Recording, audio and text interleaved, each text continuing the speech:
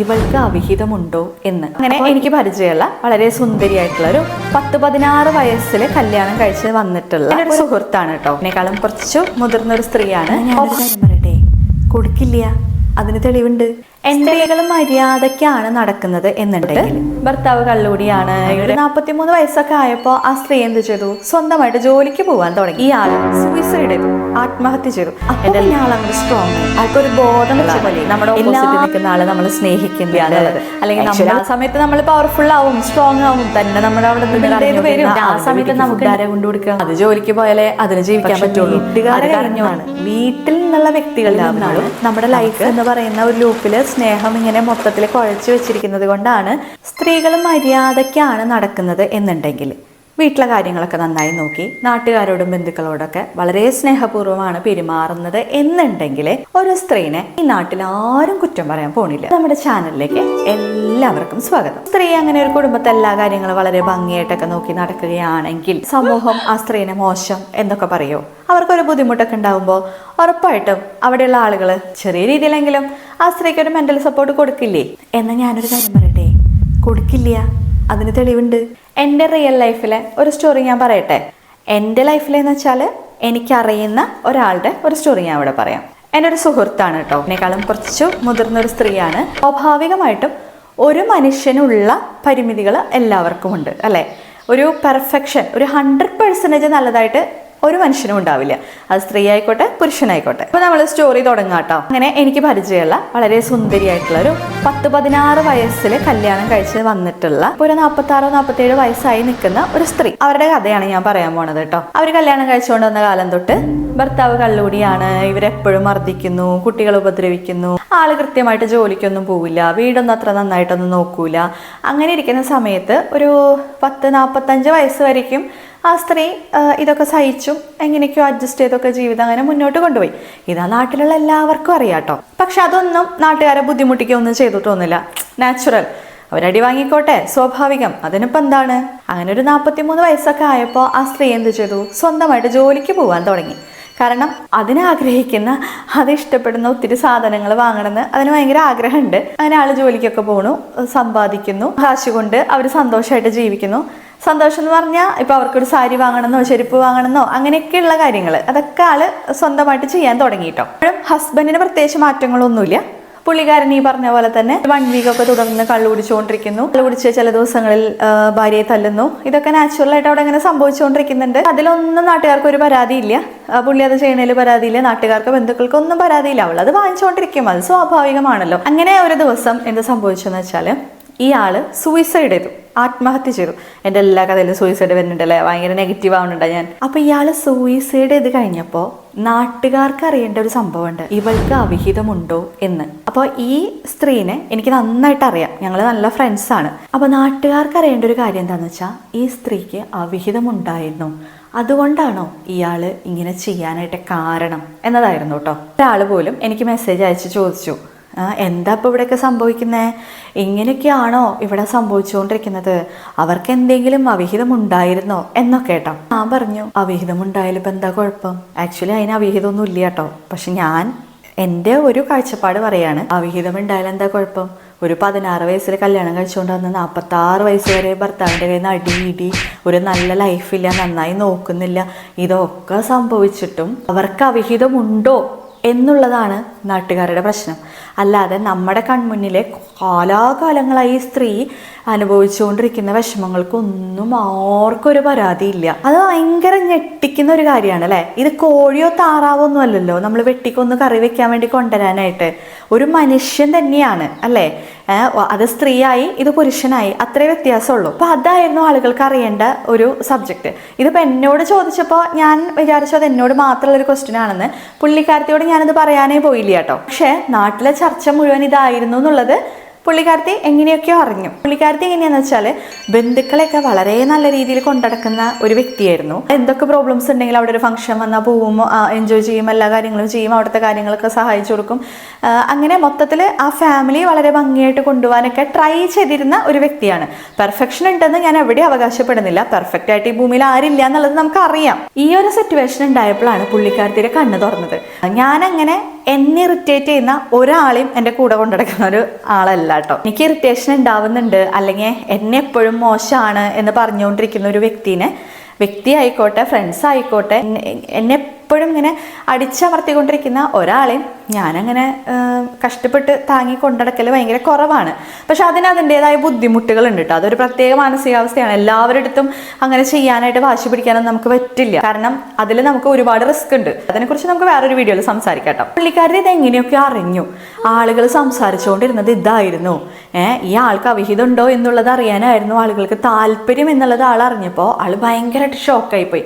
കാരണം ആളെ സമാധാനിപ്പിക്കാനായിരുന്നില്ല ആർക്കും തിരക്ക്, അല്ലെങ്കിൽ ആളുടെ ഒരു അവസ്ഥയിൽ പരിതപിക്കാനോ അല്ലെങ്കിൽ കുറച്ച് നാളെങ്കിലും ഒരു സപ്പോർട്ട് കൊടുക്കണമെന്നോ ഇതൊന്നും ആയിരുന്നില്ല ആളുകളുടെ പ്രശ്നം. ആളുകളുടെ പ്രശ്നം എന്തായിരുന്നു? പുള്ളിക്കാരത്തിക്ക് അവിഹിതമുണ്ടായിരുന്നോ, അതുകൊണ്ടാണോ ഇയാൾ സൂയിസൈഡ് ചെയ്തത് എന്നറിയാനായിരുന്നു ആളുകൾക്ക് ഭയങ്കരമായ തിടുക്കുണ്ടായിരുന്നത് കേട്ടോ. ഇത് പുള്ളിക്കാരത്തിനെ ഭയങ്കരമായിട്ട് തളർത്തി. അപ്പൊ പിന്നെ ആളങ്ങോട്ട് സ്ട്രോങ്, ആൾക്കൊരു ബോധം വെച്ച പോലെ എല്ലാവരെയും അങ്ങോട്ട് സന്തോഷിപ്പിക്കാൻ നടന്നിട്ട് പ്രത്യേകിച്ച് കാര്യമൊന്നുമില്ല. നമ്മുടെ ഒരു പ്രത്യേക അവസ്ഥയിൽ നമുക്ക് ആരും ഉണ്ടാവില്ല എന്നുള്ളത് ആൾക്ക് മനസ്സിലായി. ആളെ ലൈഫിൽ ആള് ഫേസ് ചെയ്തിട്ടുള്ള ഏറ്റവും വലിയൊരു സിറ്റുവേഷൻ ആയിരുന്നു, അതായത് ഇടുത്തി പോലത്തെ ഒരു സിറ്റുവേഷൻ. ആളുടെ ഒരു 10-25 വർഷം ഒരുപാട് കഷ്ടപ്പെട്ട് പോയി എന്നുള്ളത് ആള് ചിന്തിച്ചിട്ടുണ്ടായിരുന്നില്ല. പക്ഷെ പെട്ടെന്നൊരു അവസ്ഥയിൽ ആൾ ഒറ്റയ്ക്കായി എന്ന് ആള് വിചാരിച്ചു.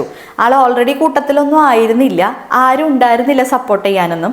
പക്ഷെ ആള് സ്വന്തമായിട്ട് വിചാരിക്കുകയാണ് അപ്പുറത്ത് നിൽക്കുന്ന ആള് എന്നെ സപ്പോർട്ട് ചെയ്യുന്നുണ്ട് എന്നുള്ളത്, അല്ലെങ്കിൽ അയാൾക്ക് എന്നോട് സ്നേഹമുണ്ട്, അയാൾ എന്തെങ്കിലും എന്നെ സ്നേഹിക്കുമായിരിക്കും എന്നുള്ള പ്രതീക്ഷയിലായിരിക്കും അതിൻ്റെ ഒരു 10-25 വർഷം അങ്ങനെ നീണ്ടു പോയിട്ടുണ്ടായിരിക്കുക. ആക്ച്വലി ഇതൊക്കെ നമ്മുടെ മനസ്സിലുണ്ടാവുന്ന ചിന്തകളാണ്. നമ്മുടെ ഓപ്പോസിറ്റ് നിൽക്കുന്ന ആള് നമ്മൾ സ്നേഹിക്കുന്നുണ്ട്, അല്ലെങ്കിൽ നമ്മൾ സ്നേഹം കൊടുക്കുന്ന നമ്മുടെ ബന്ധുക്കള് അല്ലെങ്കിൽ നമ്മുടെ ഫ്രണ്ട്സ് അവർ നമ്മളെ തിരിച്ച് സ്നേഹിക്കുന്നുണ്ട്. അപ്പം നമ്മുടെ മനസ്സിൽ നിന്നും അങ്ങോട്ട് പോകുന്ന സ്നേഹത്തിന്റെ അതേ ആഴമൊന്നും ആവണമെന്നില്ല അവിടെ ഉള്ളത്. നമ്മൾ ചിന്തിക്കുന്നതാണ്. എൻ്റെ സ്നേഹം ഇപ്പോൾ 100-100 ആണെങ്കിൽ അവിടെയും ആ സ്നേഹം 100-100 ആണ് എന്ന് നമ്മൾ വെറുതെ അങ്ങോട്ട് വിശ്വസിക്കുന്നു. എന്നിട്ട് നമ്മൾ കുറേ കാര്യങ്ങൾ അങ്ങോട്ട് ചെയ്യും. നാളെ എനിക്ക് എന്തെങ്കിലും പ്രശ്നം ഉണ്ടാകുമ്പോൾ ഇവരൊക്കെ എൻ്റെ കൂടെ ഉണ്ടായിരിക്കും എന്നൊക്കെ വിചാരിച്ചിട്ട് നമ്മൾ എന്തൊക്കെയോ കാണിച്ചു കൂട്ടും. ചിലപ്പോൾ നമ്മൾ കാണിച്ചു കൂട്ടുന്നതൊന്നും അവർക്ക് താല്പര്യമുള്ള കാര്യങ്ങൾ പോലും ആയിരിക്കില്ല. മനസ്സിലായ? നമ്മൾ അവർക്ക് നല്ലതെന്ന് വെച്ച് ചെയ്യുന്ന പല കാര്യങ്ങളും ചിലപ്പോൾ അവർക്ക് ഇൻട്രസ്റ്റ് ഉണ്ടാവില്ല. ഓരോ വ്യക്തികൾക്കും ഓരോ ഇഷ്ടങ്ങളാണല്ലോ. നമ്മൾ ഈ സ്നേഹമുണ്ട് എന്നൊക്കെ പറഞ്ഞിട്ട് ഓവറായിട്ട് സഹായിക്കാനും അല്ലെങ്കിൽ എൻ്റെ കയ്യിലുള്ള സ്നേഹം മുഴുവനും എടുത്തോ എന്നൊക്കെ പറഞ്ഞ് ചെയ്യുന്നതിലൊന്നും അർത്ഥമില്ല. ഞാൻ സ്നേഹിക്കുന്നു, അവിടെ നിന്ന് തിരിച്ചും സ്നേഹിക്കുന്നു എന്നുള്ളത് ഒരു ചിന്തയാണ്. അങ്ങനെ ഉണ്ട് എന്ന് നമ്മൾ വിശ്വസിക്കുന്നു. ഞാനിവിടെ ആ സ്റ്റോറി പറയാൻ കാരണം എന്താന്ന് വെച്ചിട്ടുണ്ടെങ്കിൽ, ചില സാഹചര്യങ്ങളിൽ നമ്മൾ മാത്രമേ ഉണ്ടാവുള്ളൂ. ചില സാഹചര്യങ്ങളിൽ എന്ന് മാത്രമല്ല, നമ്മുടെ കയ്യോ കാലോ ഒടിഞ്ഞ അതിൻ്റെ വേദന നമ്മൾ തന്നെ സഹിക്കണം. നമുക്ക് ഇതേപോലെ ലൈഫിൽ എന്തെങ്കിലുമൊക്കെ ഭയങ്കരമായ ഒരു സിറ്റുവേഷൻസ് ഉണ്ടായി കഴിഞ്ഞാൽ അതും നമ്മൾ തന്നെ സഹിക്കണം. ചിലപ്പോൾ നമ്മളെ സഹായിക്കാനെന്ന് വ്യാജേന നമ്മളുടെ അടുത്ത് കൂടുന്ന ആളുകൾ നമ്മളെ ഹെൽപ്പ് ചെയ്യണമെന്നൊന്നുമില്ല. ഒക്കെ പൊതുവേ ഒരു ധാരണയുണ്ട്. എല്ലാവരുടെയും അങ്ങോട്ട് സപ്പോർട്ട് ചെയ്ത് പ്രൊട്ടക്ട് ചെയ്ത് വെച്ചിട്ടുണ്ടെങ്കിൽ നമ്മുടെ എല്ലാ കാര്യങ്ങളും നടക്കും. നമ്മൾ എത്രത്തോളം താന്നു കൊടുക്കുന്നു, എത്രത്തോളം സ്നേഹിക്കുന്നു, അത്രത്തോളം നമ്മുടെ കൂടെ എല്ലാവരും നിൽക്കും എന്നൊക്കെയുള്ള ഒരു തെറ്റിദ്ധാരണ സ്ത്രീകൾക്ക് പൊതുവേ ഉണ്ട്. പക്ഷെ അങ്ങനെ ആരും ഉണ്ടാവാനുള്ള ചാൻസ് ഭയങ്കര കുറവാണ് കേട്ടോ. ഇങ്ങനെയുള്ള ട്രാജഡികൾ ലൈഫിൽ ഉണ്ടാവുമ്പോഴാണ് നമ്മൾ തിരിച്ചറിയുക നമുക്ക് ആരില്ല എന്നുള്ളത്. ആക്ച്വലി ആ സമയത്ത് നമ്മൾ പവർഫുൾ ആവും, സ്ട്രോങ് ആവും, തന്നെ നമ്മൾ അവിടെ നിന്ന് ബിൽഡ് ചെയ്ത് വരും. ആ സമയത്ത് നമുക്ക് ഉണ്ടാവുന്ന ഒരു ഞെട്ടിക്കലുണ്ട്, ഒരു ഷോക്ക് ഉണ്ട്. ആ ഷോക്കിൽ നിന്ന് റിക്കവർ ചെയ്യാനാണ് നമ്മൾ ഒരുപാട് സമയം എടുക്കുക. ഇതൊക്കെ നമ്മൾ കുട്ടിക്കാലം മുതൽ പഠിച്ചു വെച്ചേക്കണ കുറച്ച് സിസ്റ്റംസ് ആണ്. നമ്മൾ അങ്ങോട്ട് സ്നേഹം കൊടുത്താൽ ഇങ്ങോട്ട് സ്നേഹം കിട്ടും. ഞാനിപ്പോൾ അവരോട് നല്ല രീതിക്ക് പെരുമാറി കഴിഞ്ഞാൽ അവർ തിരിച്ച് നല്ല രീതിക്ക് പെരുമാറും എന്നൊന്നും എവിടെയും ഗ്യാരണ്ടി ഒന്നും ഇല്ല.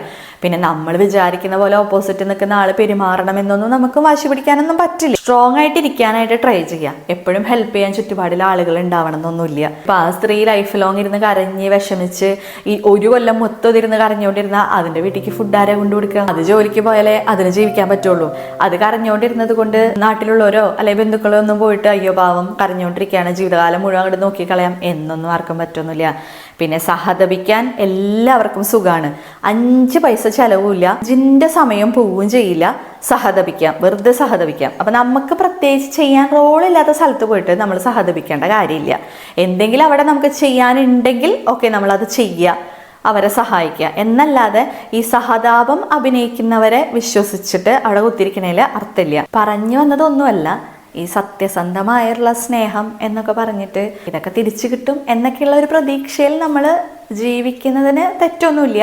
കാരണം ലൈഫ് എന്ന് പറയുമ്പോൾ അങ്ങനെയാണല്ലോ. ഈ അമിതമായ പ്രതീക്ഷ വെച്ചിട്ട് എല്ലാ കാര്യത്തിനും എല്ലാവരും കൂടി ഉണ്ടാവും എന്നൊന്നും വിചാരിച്ച് ജീവിതത്തിന് മുന്നോട്ട് കൊണ്ടുവരുത്. ഇതുപോലുള്ള ട്രാജഡികൾ ലൈഫിൽ വന്നു കഴിഞ്ഞിട്ടുണ്ടെങ്കിൽ ചിലപ്പോൾ ഒറ്റയ്ക്ക് നിന്ന് നേരിടാൻ പറ്റിയെന്ന് വരില്ല. പുള്ളിക്കാരത്തിനെ സംബന്ധിച്ച് ലൈഫ് മൊത്തം ട്രാജഡി ആയിരുന്നത് കൊണ്ട് ആൾ പോലും അറിയാത്ത ഒരു പെയിൻ ആൾ സഹിച്ചുകൊണ്ടേയിരിക്കുന്നുണ്ട്. അപ്പോൾ അതുകൊണ്ട് തന്നെ മനസ്സ് സ്വാഭാവികമായിട്ടും അതിനോട് പാകപ്പെട്ട് കഴിഞ്ഞിട്ടുണ്ടായിരിക്കണം. പക്ഷെ എല്ലാവർക്കും ഇങ്ങനത്തെ സാഹചര്യങ്ങളൊന്നും ആവണമെന്നില്ല. വളരെ കംഫർട്ടായിട്ടിരിക്കുന്ന ലൈഫിലൊക്കെ ആയിരിക്കും ഇങ്ങനത്തെ സിറ്റുവേഷൻസ് വരുന്നത് എന്നുണ്ടെങ്കിൽ നമുക്ക് ചിലപ്പോൾ അത് താങ്ങാൻ പറ്റണമെന്നില്ല. നമ്മൾ വേറൊരു അവസ്ഥയിലേക്കൊക്കെ മാറിപ്പോയിട്ടുണ്ടായിരിക്കും. മറ്റുള്ള മനുഷ്യന്മാരെ ആത്മാർത്ഥമായിട്ട് സ്നേഹിച്ച് മനസ്സിലിരുത്തുന്നതൊക്കെ എപ്പോഴും കൺട്രോൾ ചെയ്യുക. ഒരിക്കലും നമുക്ക് ലൈഫിൽ പ്രോബ്ലംസ് ഉണ്ടായിരിക്കുന്നത് നാട്ടുകാരെ നിന്നല്ല. നാട്ടുകാരുടെ വർത്തമാനത്തിൽ നിന്ന് നമുക്ക് ചെറിയ ചെറിയ ഇറിറ്റേഷൻസ് വേണമെങ്കിൽ ഉണ്ടാവും. പക്ഷെ വീട്ടുകാരെ കയ്യിൽ നിന്നാണ്, വീട്ടിൽ നിന്നുള്ള വ്യക്തികളിൽ നിന്നാണ് നമുക്ക് താങ്ങാനാവാത്ത പ്രശ്നങ്ങൾ ഉണ്ടായിരിക്കുക. അത് അച്ഛനായിരിക്കാം, അമ്മയായിരിക്കാം, ഭർത്താവായിരിക്കാം, കുട്ടികളായിരിക്കാം, ഹസ്ബൻഡിൻ്റെ അച്ഛനും അമ്മയായിരിക്കാം, ആരുമായിരിക്കാം. ഈ ഒരു വീടിൻ്റെ ഉള്ളിൽ, ഈ ചുമരുകൾക്കുള്ളിൽ ഒരുമിച്ച് ജീവിക്കുന്ന വ്യക്തികളുടെ ഇടയിലാണ് പ്രശ്നങ്ങളുള്ളത്. നാട്ടിലുള്ള മനുഷ്യന്മാരല്ല നമ്മളെ ഒരുപാട് വ്രണപ്പെടുത്തുക. അത് ഏതൊരാളുടെ ഫാമിലി എടുത്ത് നോക്കിയാൽ അങ്ങനെയാണ്. പക്ഷെ നമ്മൾ അത് ചിന്തിക്കാതെ വീണ്ടും സ്നേഹം സ്നേഹം സ്നേഹം എന്ന് പറയുന്ന ആ ഒരു ഇമോഷനെ മാത്രം പൊക്കി പിടിച്ചിട്ട് പ്രാക്ടിക്കലായിട്ടുള്ള കാര്യം എന്താണ് എന്നുള്ളത് മനസ്സിലാക്കില്ല. ഒരു 16 വയസ്സായ കുട്ടി ഒരു ചെക്കനെ പ്രേമിക്കുമ്പോൾ അവന് ക്വാളിറ്റി ഉണ്ടോ അല്ലെങ്കിൽ അവൾക്ക് ക്വാളിറ്റി ഉണ്ടോ എന്നൊക്കെ തിരിച്ചറിയാനായിട്ട് നമുക്ക് പറ്റും. കാരണം നമ്മൾ ആ ലൂപ്പിലുള്ള ആളുകളല്ല, നമ്മൾ ആ ലൂപ്പിൽ നിന്നും പുറത്ത് നിൽക്കുന്ന വ്യക്തികളാണ്. അപ്പം നമുക്ക് അവിടുത്തെ ശരിയും തെറ്റുകളും കൃത്യമായിട്ട് തിരിച്ചറിയാനായിട്ട് പറ്റും. പക്ഷേ അവർ ആ ലൂപ്പിൻ്റെ ഉള്ളിലുള്ള ആളുകളാണ്. അതുകൊണ്ടാണ് അവർക്ക് ആ ശരിയും തെറ്റിനെയും തിരിച്ചറിയാൻ പറ്റാത്തത്.